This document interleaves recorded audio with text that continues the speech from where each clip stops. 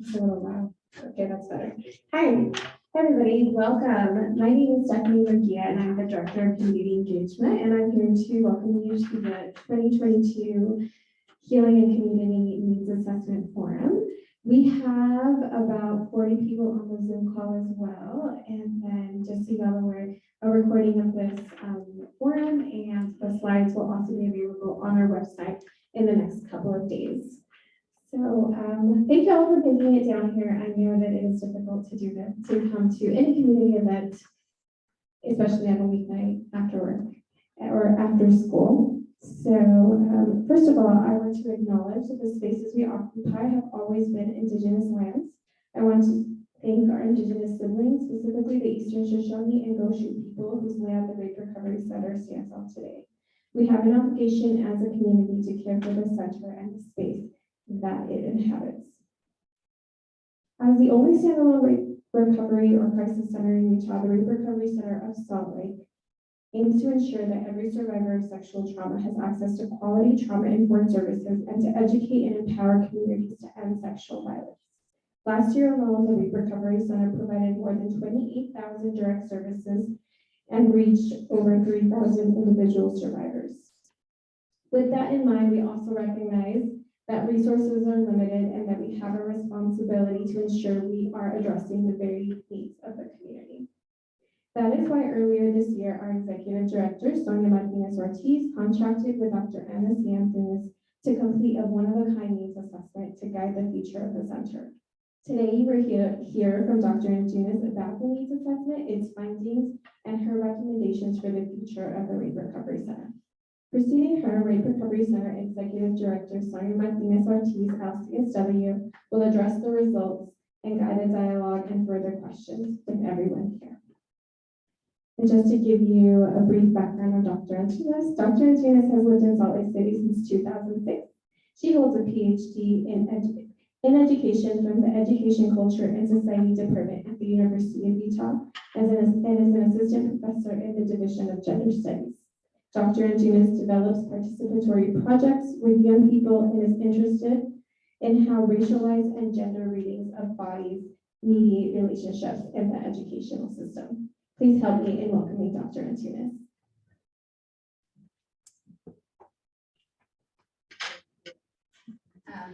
Thank you all for coming here and giving us the opportunity to share the findings of the needs assessment that we did for the RRC. I wanted to thank the Rape Recovery Center for the opportunity to do this work, and then we'll talk a little bit about how what the procedure for this assessment is. If we can move next one.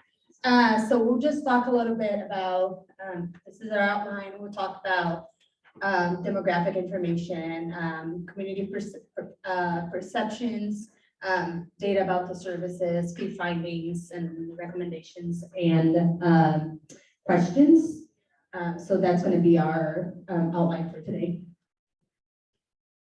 Okay, so for demographic information, what we did, our needs assessment took two different approaches. One, we did a survey that was broadly distributed online. And then we did a focus group with members of the community who wanted to join. We tried to do it in person and on Zoom. Our Zoom was a more popular space.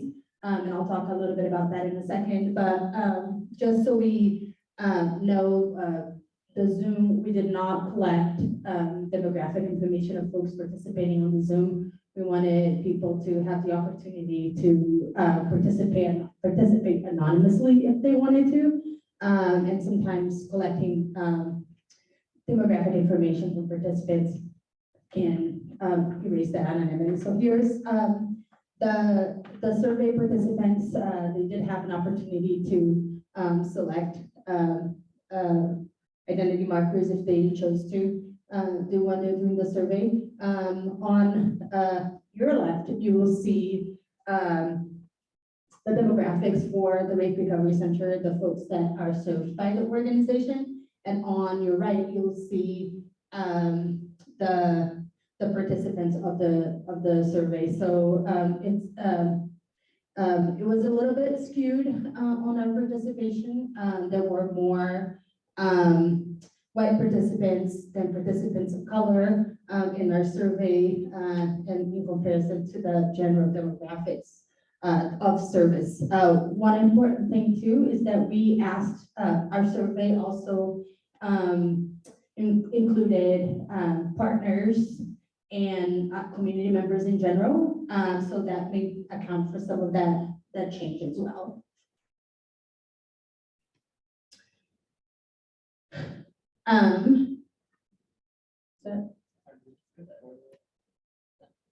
Okay, so I think that was, yeah, I was like, so so here is, here's the language. We did focus, the survey was available in Spanish and in English, and we did a focus group in Spanish as well, right? People had the opportunity, obviously, to take the survey in English or Spanish. Even though the number of Spanish speakers that took the survey in Spanish was smaller than the percentage of that it's there.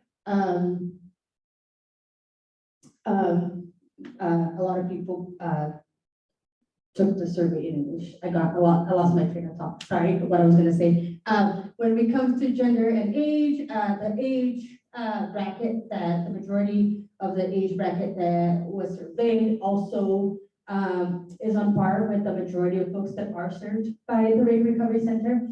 So in terms of age brackets, the survey is really similarly aligned with the folks that are served by the Rape Recovery Center. And then when it comes to gender as well, we gave people the opportunity to enter any other gender identity that they wanted to, and that's that green sliver right there. So here's the survey participant. 252 people participated in the survey, which I think it's a really good number. We were hoping for 200 people, so we got more than we were hoping for. And as you can see, the participation was really varied. So community members, former current clients, and then partners. And then people who listed a different involvement with the organization, like donor, volunteer, board member, and people who learned about it on the internet. I would consider them community members, but they didn't consider themselves community members. So we needed to, we wanted to honor how they identify, but as you can see, it's a really diverse group of folks that participated in the survey. And like I said, here is the focus group. The focus group had 52 participants, which was also a great participation. We tried to do the focus group in person and online. Our online focus group was better attended, more people came to it. We did focus groups online, both in Spanish and English. I think one of the important things to remember is that even though a lot of folks chose to attend the English language focus group, not all of the participants were native English speakers. So I think this data here is a little bit skewed. It shows us, only 3 people participated in the Spanish only focus group, but it doesn't mean that they were the only Spanish speaking folks that participated. A lot of folks on the English speaking focus group were also native English speakers. Yeah. All right, so here are, let's talk about the community perceptions. This is a little bit of the survey results, right? I will start talking about the data by highlighting that the overwhelming perception of folks about The Rape Recovery Center is a positive response, right? People really appreciate the Rape Recovery Center. And here are the things that, the biggest reasons why clients chose to use the Rape Recovery Center as an organization.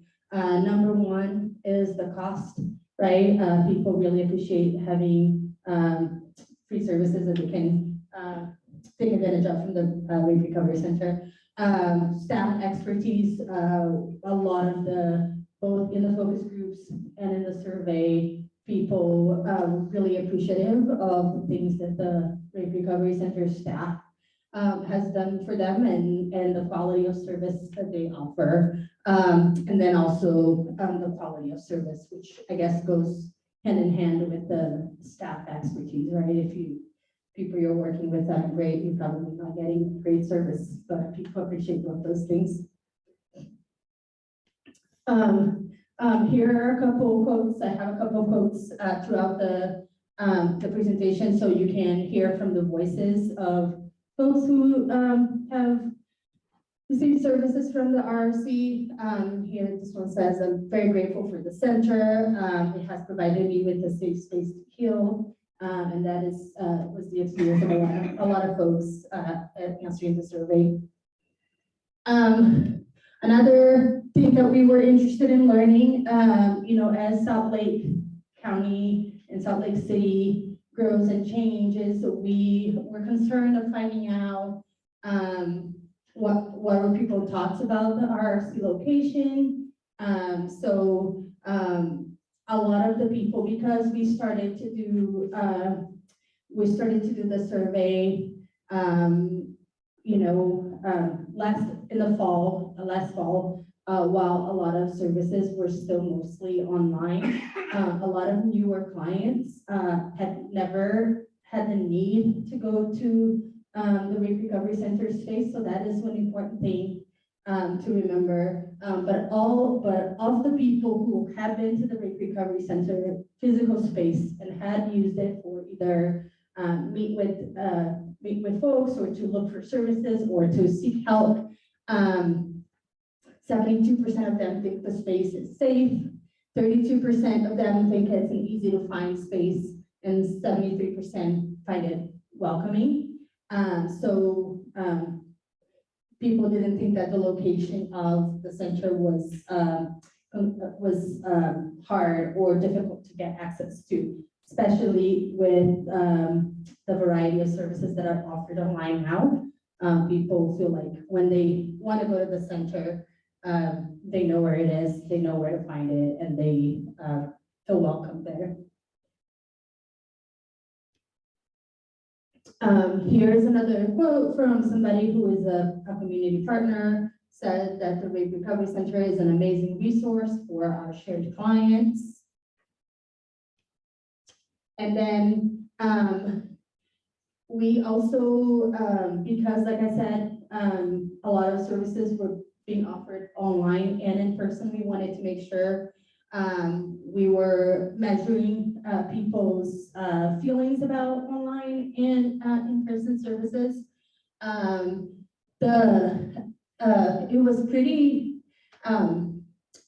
It was really interesting to see how many people preferred virtual services. But the majority of those who preferred virtual services, 54% of them, 54.4%, prefer it because it cuts on transportation time. So just being able to not have to go somewhere, it was really helpful for folks. And of those who prefer in-person services, almost 80%, 78.6%, just so because they feel more connected to the staff. So as we had seen before, staff expertise and quality of service was some of the things that people highlighted as their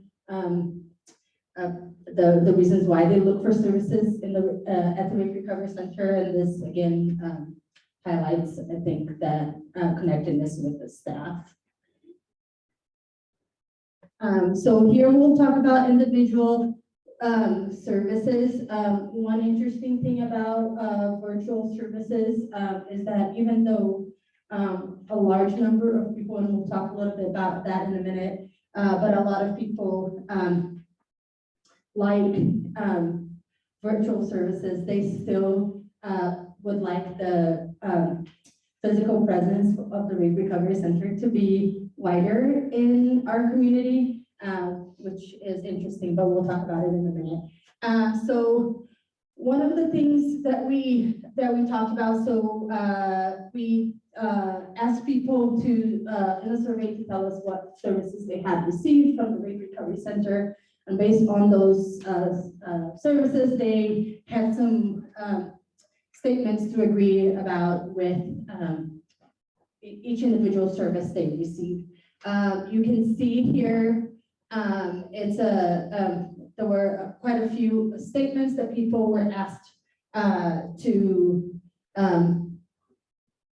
rate, right? One of the really important things I think from the result here is that people feel, people who participated in group sessions do feel like the facilitators respected their gender and sexual identity and their racial identity.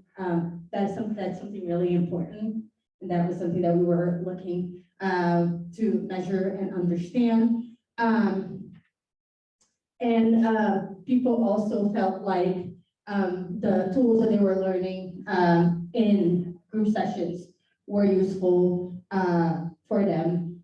There were, in conjunction with the assessments and what people wrote about some of the group sessions, we were able to find out that the group facilitator is really important for how people feel in that group, and if somebody has maybe didn't connect as well to their facilitator, to the person facilitating that group, maybe they aren't getting as much out of that group session as they would if they got along or connected in some way with that group facilitator. And we'll talk a little bit more about that when we talk about findings and the recommendations. So here is one example of somebody who said that, right? Said, I was going to a connections group, and when the presenter changed, the girl presenting gave me anxiety, so I stopped attending. So it really is a lot of the responsibility of engaging the participants in the group sessions is with the facilitator, right? That's really important.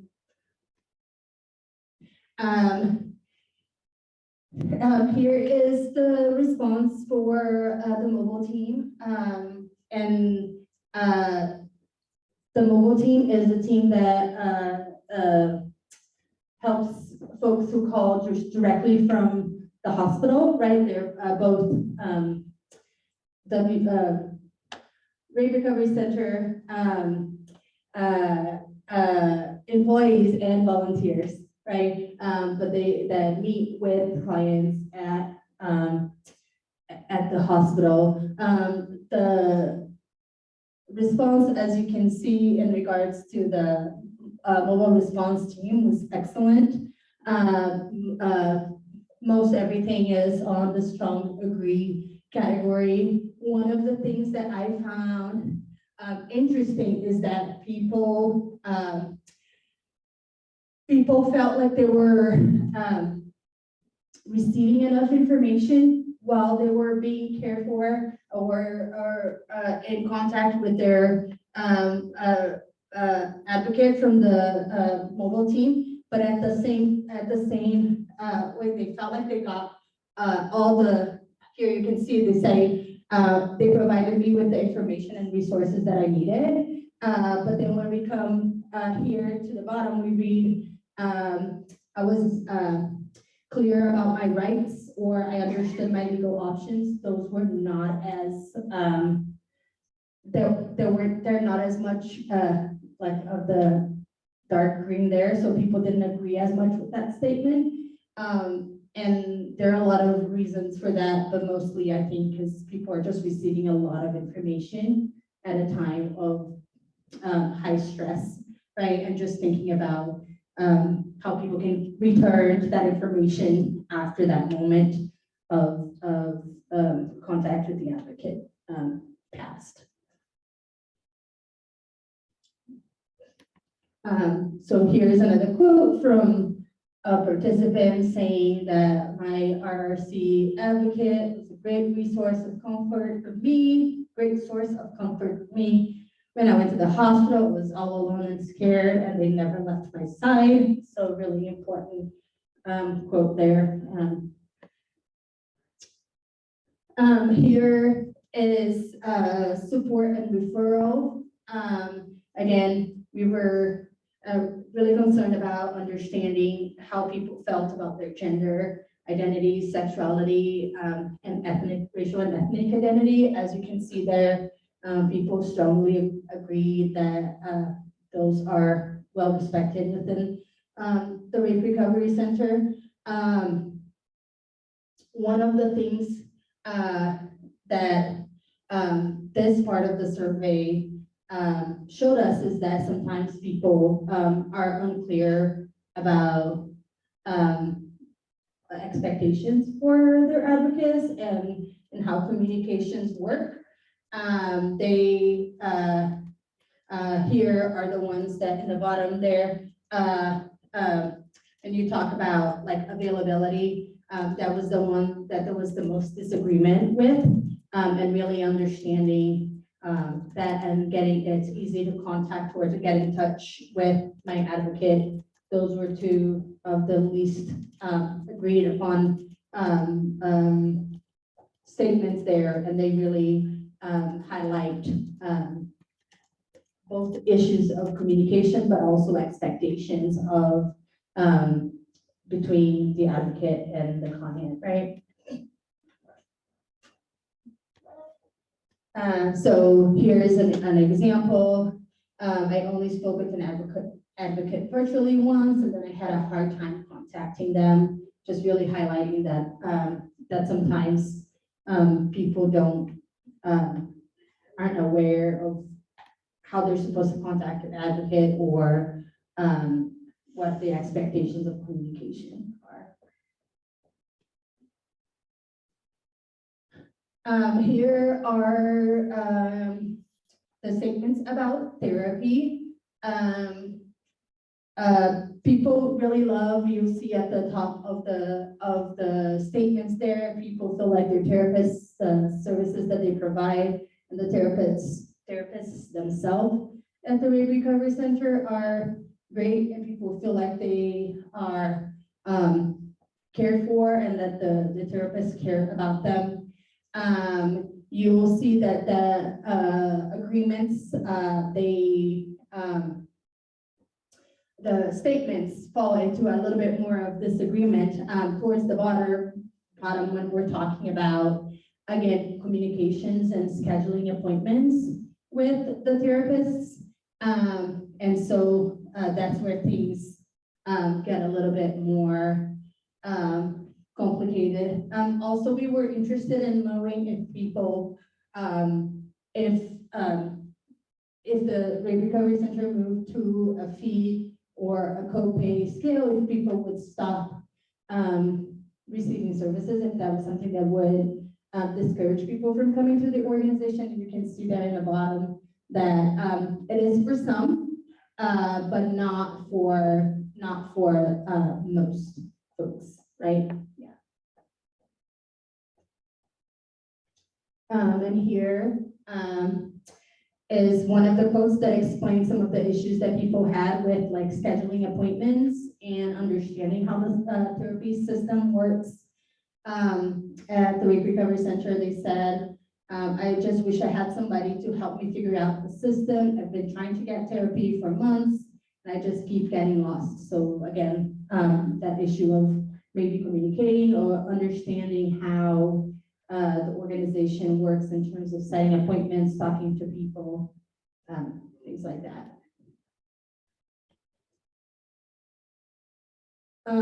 Here are the workshops. One of the things that I want to highlight too is when we designed the survey, we were thinking about workshops as external surveying sort of events, things that the Rape Recovery Center does for the community, and the group sessions as services for folks who are already clients of the Rape Recovery Center. That was not how people understood those two services. People, even within the focus group sessions, people talked about workshops and group sessions as being the same thing. I think it's important that we recognize that some of the folks who answered both the workshops and the group sessions may have been talking about some of the other services. And again, that is one of the things that we'll talk about in the recommendations about really clarifying and making and creating distinctions that are easy for clients and folks who are not in the organization to understand. But people were also thought the workshops were great. They did feel like one of the issues that people have, you can see in the bottom there, is that people also had a hard time finding information about workshops and referring friends to take workshops. So again, I believe information for the upcoming workshops are readily available, and people had a hard time finding those. So again, a communication sort of letting people know what services are available. Maybe that was one of the issues highlighted here in that survey. Okay, so here is another quote. It says the groups they offer and skill-based therapy really helped me on my journey to healing, and that's what one of the focus groups participants talked about. Okay, so here are some of the findings. There are 10 findings, 10 key findings. Location of the current building is not an issue, but clients would like more satellite locations. So like I said, people think the Rape Recovery Center office is easy to find, and they don't have a problem with that location, but particularly in the focus groups, people talked a lot about being able to meet with the Rape Recovery Center in other places, or making sure that the Rape Recovery Center was physically present in other parts of the community.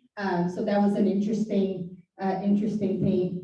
While a lot of people really appreciate, even the people who appreciated virtual services, still wanted the Rape Recovery to have more of a physical presence in the community, which I think brings people a sense of like safety or knowing that the organization is there for them when they need it, right? Which I think is also really speaks to the high regard that people have for the Rape Recovery Center, right? And wanting it to be there for them. One of the things that we sought to learn about too, in the particularly in the focus groups, was had to do with the name of the organization and the usage of the word rape, right? I think particularly in the organization, people had to sort of grapple with using that word in the title and if it was good or bad. And we talked to folks on the focus group about that. They said that though it can be hard for some people did say that they have a hard time with the word rape. The majority of participants really appreciate the name of the organization and the clarity that it provides, of the services it provides, right? It speaks exactly to its audience, and people know exactly who the organization is serving. And for those who have experienced sexual violence, it's really important that it's that focus and clarity is there. So people really appreciate that. One of the things, one of the findings in terms of improvement has to do with community members thinking that communications for both the broader community and within our own, the own clients need to improve. Like I said, the feedback that we got from the needs assessment was overwhelmingly positive. People were really satisfied with the services that they were getting from the Rape Recovery Center. However, there were some issues with communications, like we talked about in the individual services that people feel like would make the Rape Recovery Center an even better organization, right? And those issues were really clarifying things like workshops or services provided for the broader community, but even for their own clients, understanding the difference between group sessions and workshops, really contacting their advocate, contacting their therapist. Those were things that people felt like there needed to be some improvement, but it was more on the communication side than on the service itself, right? It was more about once I'm able to talk to my therapist, or once I'm able to schedule therapy, everything is great. But that process of first getting there was a little bit harder, right? The fourth finding has to do with what we were just talking about. Clients are confused about the difference between coping skills classes, support groups, group sessions, and workshops. So again, that's a communication issue, right? Not really highlighting for folks how are they different and which one is which, and that caused a little bit of confusion when we were collecting some of the data. The fifth point here has to do with in-person and virtual services. People really like in-person services because they can connect to the staff they're working with. But at the same time, people really appreciate the anonymity of virtual services, and particularly when we're thinking about the kinds of services that the Rape Recovery Center and the kinds of clients that the organization is dealing with. Sometimes that anonymity can be the reason why folks would start services, right? It can be really helpful for folks who are a little apprehensive about starting to receive services, but being able to do it anonymously can be good for them. Cost of service is the number one reason clients come to the IRC. We talked about that. Something that people really appreciate, though we did find in the survey that if there was some kind of fee or copay, that would not discourage people from looking for services in the RRC. Group sessions facilitators received the lowest rating of all our RRC staff. And I think clients find it harder to connect with these professionals. One of the reasons for that is that group sessions are usually shorter. They have a set amount of time. So it's harder for people to really feel connected with the person leading the sessions. But from research, we also know that is the more people connect the facilitators, the better results they get from those group sessions. So really thinking about what are some things that we can do to make sure that connection is happening faster for folks participating in the group sessions. For the mobile team, there's a disconnect between the information given and the information received. Like I said, people really recognize that that the mobile response team is well informed and they're providing them with the information they need. But at the same time, they feel like they didn't really have all their questions answered. And I think, like we said before, it has to do with the moment where people are receiving information and maybe being able to go back to that after that moment has passed, right? That contact has passed. Clients spoke highly of their therapist, but believe scheduling process needs improvement. So again, another communication sort of issue where people, once they're there and they're receiving services, they really appreciate the services, but had a hard time making appointments or connecting with their therapist. And the last point is lack of availability as the main problem for both advocates and therapists. Again, so that lack of communication, being able to get in touch with them when people need to talk to either their advocate or their therapist. I've already read this. Yeah. So here are some of the recommendations. I separated them into three different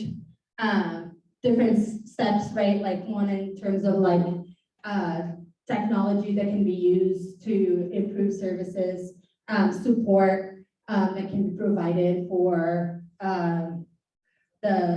clients, and then the presence of both in the community and for clients, right? So one of the things that when we're thinking about the group facilitators, for instance, one of the ways that you can make sure that that connection is happening faster is to maybe collect anonymous electronic feedback after sessions, right? Then the facilitators can improve or change what they're doing, or keep doing amazing work if the feedback is positive. But they can continue to, it's more immediate than waiting for the group session to finish to know what worked and what didn't. So that anonymous electronic feedback can be really helpful. Another thing, research really shows that automated text messages with follow-up can really help connect or create a sense of belonging among group participants. So just checking in on people through a text message can do a lot in making sure that people are connecting to their group facilitators, and that can increase the way people feel when they're coming to groups. And also thinking about how to navigate the Rape Recovery Center tutorial. That's both a technological piece, but also a support piece. People felt like there was a lot of confusion on how to find services, how to find information, and how to schedule appointments. We saw in one of the quotes that a person said, I keep getting lost, right? I've been trying to schedule therapy, but I keep getting lost. So really making sure that people have access to a tutorial that they can come back to and look if they're having questions on how to go about scheduling services or what services are available. That would be really helpful. Another thing that we talked about was peer support worker. A lot of the time, what clients need in terms of support and communication is not what is, it's not feasible for both advocates and therapists. So having a person in between, right, a peer support worker that is in between to facilitate that connection between the clients and the service providers can be helpful in terms of making people feel like they are heard when they have questions or when they have things that they need, or even like help navigating the organization or things like that. Having somebody who has already received services or knows the organization that can help them with things that aren't necessarily, they don't necessarily need the advocate or the therapist to talk to, right? Again, making that information readily available. That's a way we also talked a lot about, particularly when it comes to the mobile response team, how people receive a lot of information, and then what are some ways that folks can get back to that information without feeling like, in a way that it works well for them, right? I know that for there are a variety of reasons why folks may like not be comfortable going to the Rape Recovery Center website or other pages, but really thinking about how folks can get information that they receive from advocates easily in different spaces.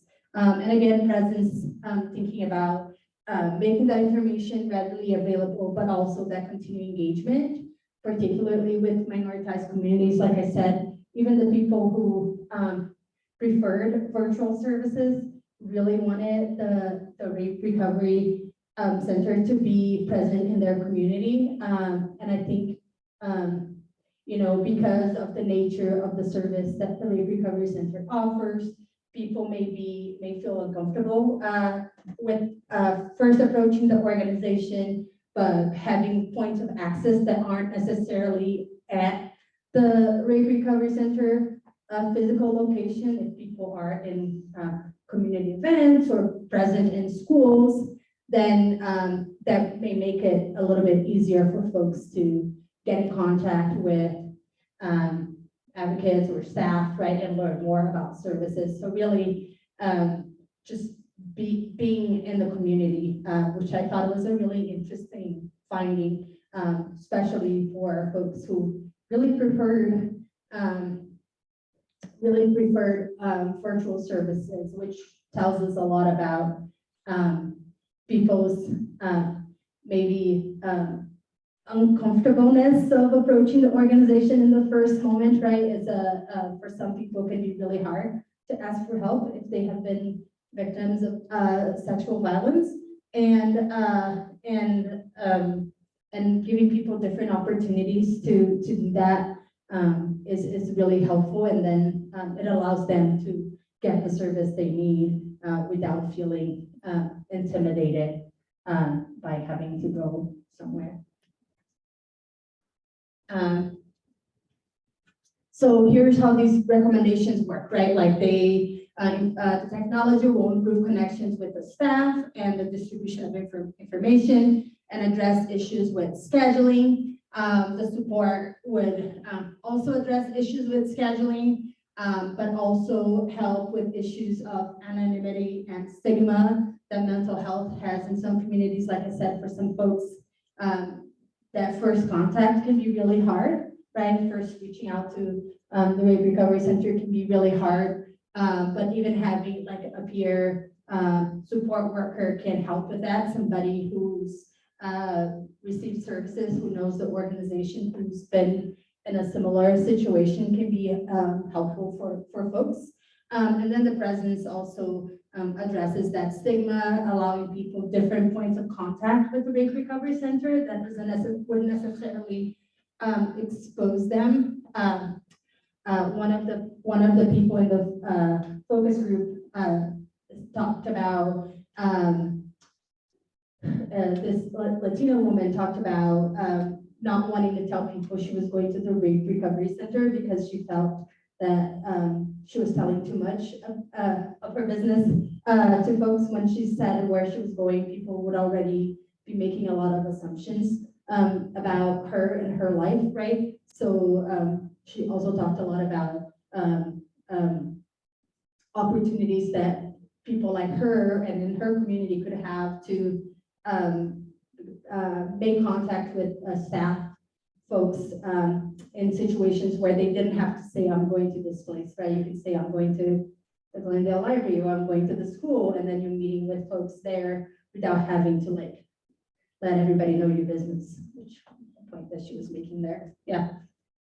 Yeah. Questions? And I think we're going to do questions after, right? You're going to talk and then do questions. We can do it either way. I mean, I guess I can intro to what I was going to talk about. So, hi, everybody. I'm Sonia Martinez Ortiz. I use the pronouns she, her, hers. I'm the executive director of the Rape Recovery Center. First, I want to talk a little bit about, we talked about this in the beginning, but I think it's good to sort of bookend it. The reason that we're having this forum is oftentimes people will go into the community and ask the community to provide us feedback and information, do surveys and focus groups, and then we never go back to the community and tell them, A, what were the results of that information, and B, what are we actually going to do with the data? And at the Rape Recovery Center, we believe in action. And so this forum is intended to both provide that data back that Dr. Antunes just presented, as well as to talk a little bit about how we plan to use the data moving forward, and about the state of sexual assault in Utah on a very high level, not too much in the weeds. If folks want to learn more about that and more of the weeds, we could talk offline, maybe connect with myself or Stephanie, our Director of Community Engagement. We're always happy to have conversations, especially community groups who are interested in doing advocacy around this work, because we can't do it alone. So we're welcome to take questions now or throughout, but essentially what our intention was is to find out how people view our services currently, what their understanding of our services is, and then also to guide the next 3 to 5 years of the Rape Recovery Center's sort of vision and how we're moving along. One of the things that the board is charging the organization with is to think about a new building. We're at the point where services have continued to skyrocket since the Me Too movement. And then actually, ironically, COVID, we saw an even bigger jump than during the Me Too movement. So what this means is the demand for services, the level of outreach that we're providing, all of that is pretty much taking us to uncharted territories, which in many ways is really good.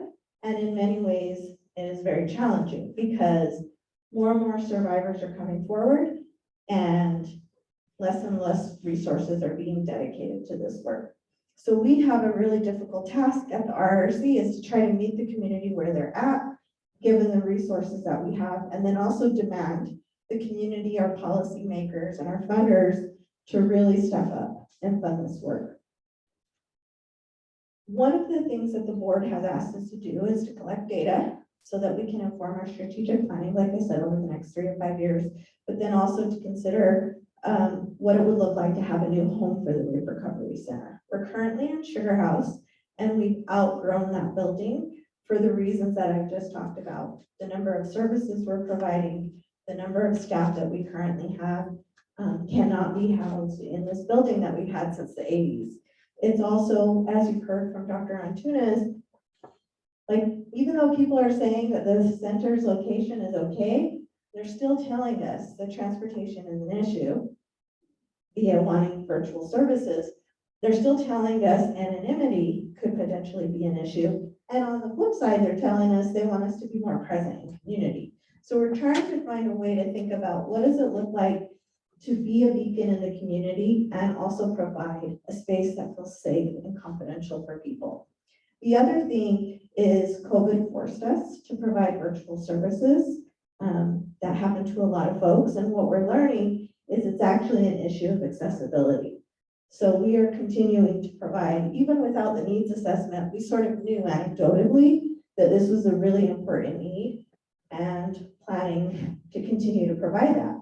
Some of the challenges or issues related to that is it requires upgraded technology. It costs more to provide virtual services than in our, just our current location alone. And so as we think about the future, we have to talk to our supporters about this being like basically 50-50 split down the middle, that people want in-person services and virtual services. So there's lots of implications around digital access, technology, etc. And then the other piece is like wanting to have us presence in the community. What does that look like? How do you provide both anonymity and a visual presence? And so that's really a challenging question that we have for ourselves. And then the last thing is kind of those tactile things that we can do with the limited resources we have. So what does it look like to embrace technology even more? So moving beyond telehealth services, virtual services, and moving into a space where, it looks like survivors and their family members and their supporters having access to toolkits on our website and our social. What does it look like to have technology inform our appointment scheduling process? So there's all of these questions that have opened up about what is most needed by the folks who utilize our services. And then on the other side of the spectrum is how do we work together to end sexual violence? Some of this is done through policy work, which, we just kind of scratched the surface, honestly, at the RRC because of capacity.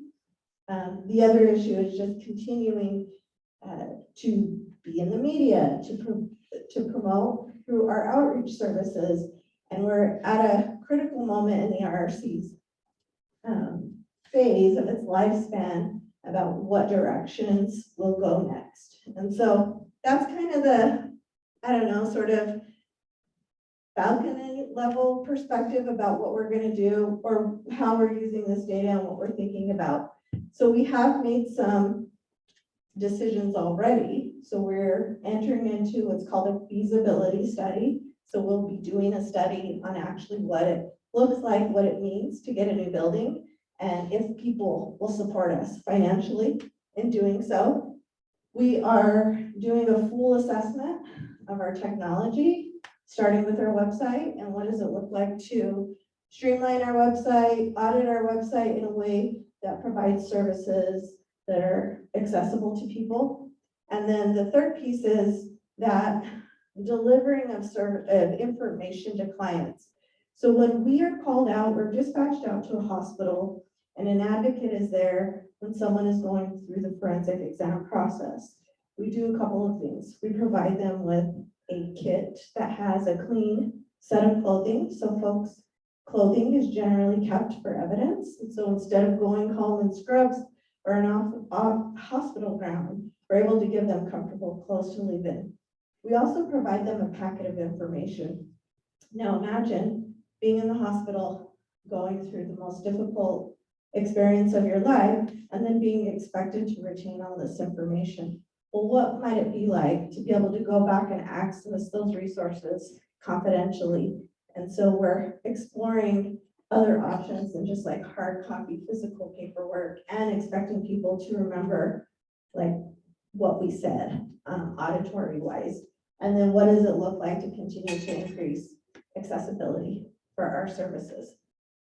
So those are some of the things we've already started just in the last 2 months, but obviously we are looking to build out a 3 to 5 year plan, which will take this data. And then honestly, if folks have questions or comments or want to engage in conversation today, we'll also be taking notes on that and we'll be taking that with us.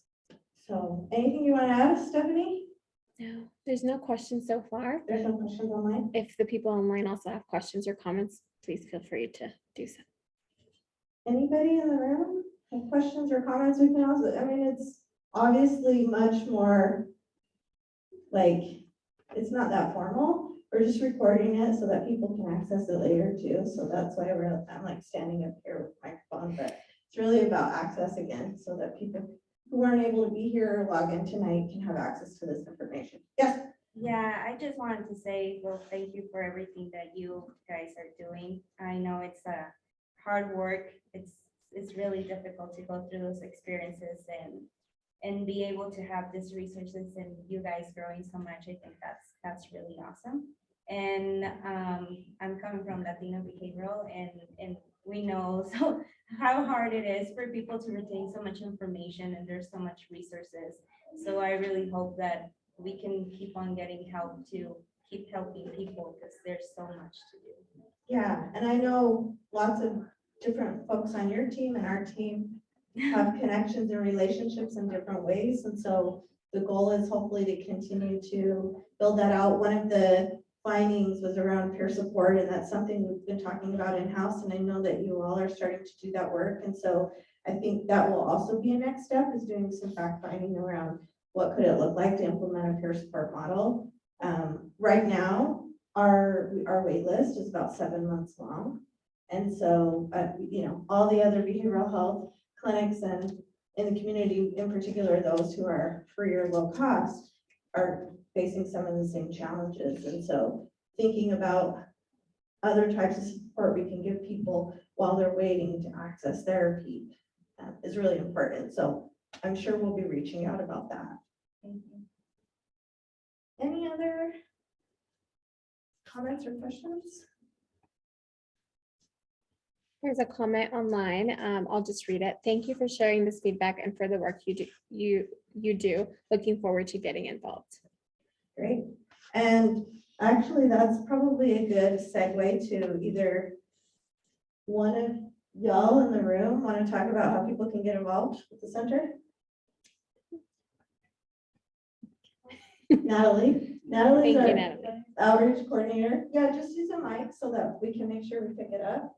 The camera will follow you, so you can talk back here. I'll just give you this one. You're gonna be on camera whether you want it or not. Yeah, It's gonna be it just fine. automatically. So for ways people can get involved, if you're in school, so if you're in college, university, we do offer internships at the RRC. And usually those are every academic semester and then the summer semesters. And we post those on our website under the careers and internships link. And another way you can get involved is with volunteering. We always need volunteers for our mobile response team, who usually are our first responders. So that's a really great way if you're interested in volunteering. That's also on our website, and people can contact us through our phone, or we also have our Instagram, Facebook pages, and Twitter at Rape Recovery Center. People can send us anonymous messages there, or if you want information on how to get involved as well. And every month we also do open house events. So right now they're virtual through Zoom. You can look at our website on our calendar page, and attending our open houses really is super informative. You can find a lot of information on how you can get involved, the services we offer, and just some events and upcoming news about the RRC. And PAC. A pair, yes, we have a pair. Is it action or advocacy? I always get it wrong. I'll let you talk about that in a second, but Flood would kill me if I don't plug. We need financial support. The state of Utah, the actual state, only allocates $290,000 across the entire state for sexual assault services. All of the funding that we have is either federal or basically grassroots fundraising that we do. And so folks can also get involved by visiting our website and finding the ways that they can donate. People can do any increment of donation one time. We also have like a little program where people can do monthly giving or annual giving. And then policy advocacy is something that the RRC is involved in. And we don't have like a policy advocate in-house. We work with the Utah Coalition Against Sexual Assault and other community providers around advocacy. But what we have found is that survivors' voices carry a lot of weight at the legislature. So if folks are interested in specific policy advocacy work, please connect with us, because survivor voices are really important and are weighed very heavily at the legislature. And then staff can talk about anything else I did not catch, and specifically PAC. Yes, and also for our development director, Floyd, our holiday giving campaign will launch in the next couple of weeks. So please follow that on our social media and through our website. We also just launched the second year of the Peer Advocacy Council, which is a group for middle school and high school students in Salt Lake County. It's one of a kind, and it's a way to get youth involved really early on so they can be leaders in their schools and their communities. So that is starting next week, and our amazing facilitator, Angelica, her information is on our website. And then last, if anybody is interested in some more engaged volunteering or engaged support, we are currently looking for members for our board of directors. So please reach out to Sonia if you're interested in that opportunity or that level of engagement. Dr. Antunes, anything else maybe? Because I know sometimes like you stand up here, you talk, and then you're like, wait, I wanted to talk about that. So anything else that you wanted to mention to folks, or any like parting words? No, I just really wanted to remind folks that, when we talked to different service providers and we dissected those like service sections and feedback with each group at the Rape Recovery Center. But I just really want to highlight that the feedback that the community gave to the Rape Recovery Center was an overwhelmingly positive feedback. That people really appreciate and respect the Rape Recovery Center as an organization, recognize the work that the Rape Recovery Center does in our community. And really, I mean, we come and we talk about the needs, and we talked about, I feel like I talked a lot about the things that maybe need improvement, but I also want to highlight the overwhelmingly positive feedback that folks gave to the organization, and recognizing that when people say these are the things that can improve, they're saying that it could be even better than it already is. And I think sometimes that gets sort of forgotten when we're talking about needs assessment, but people really appreciate the work that the Rape Recovery Center does in our community. So I think that's really important. And then I guess the last thing that I'll say is that, just to remind folks that community is where healing happens. Healing happens in the community. That's why we named it the name that we gave it, which means that we all have a part to play. And so for some of us, that may be donors. For some of us, that may be volunteers.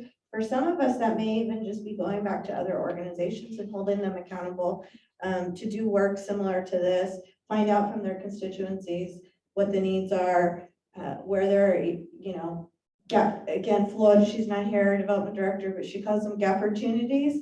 So I challenge and encourage everybody to also think about your role in this and how you can help us not only support survivors, but end sexual violence, which is a big, tall task. And I think that's it, right? No other questions online or comments? Okay, cool. Thank you, everybody who's here in person. I know it's really hard